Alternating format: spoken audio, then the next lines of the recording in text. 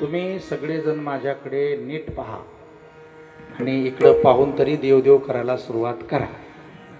मी होतो जीव, नाव घेतलं शिवाचं आणि जीवाची काय झाली पूजा. हे इतके सुंदर हार होता त्या माझ्या लग्नात सासऱ्यांना बी आणले भारी हार येत नेतो याला पसंत. आणि असे रोज भेटते आम्हाला. रडायला येतं कधी. काही काही गावामध्ये माहिती आहे 108 फुलाचा, 500 फुलाच्या गुलाबाच्या फुलाचा, 1100 फुलाचा हार करते. आणि हार केला की सकाळपासून सुरुवात असते. मग कानातून सांगते पोरीचा 4-5 घंट्याचा वेळ गेला काढू नका. ते वजं होतं त्याच्यावर.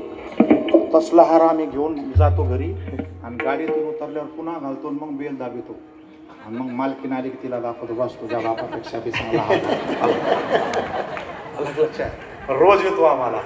त्याच्यामुळं आता या हाराचे डाग पडलेत मला वल्ला असल्यामुळं. माझे सगळे शर्ट खराब झालेले. कसलाही शर्ट घ्या मी कंट्रोल नाही करू शकत त्याला.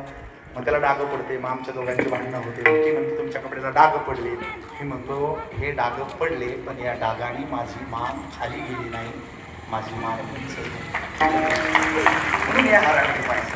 आणि काय माहिती आहे मला, मी कुठं मरल, कधी मरल, कशानं मरल आणि मेल्यावर तुम्हाला कळलं का नाही कळलं. आणि समजा मी मेल्यावर तुम्ही जर आणले बी हार मला थोडी कळलं.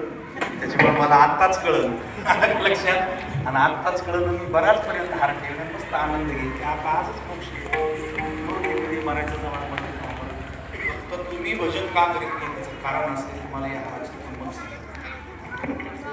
मी असे रस्त्याला 10 लाख रुपये घेऊन फिरा. मला जो हार घालतो तुला लाख रुपये लोक एक बी हार हा 2 टाईम घेतो.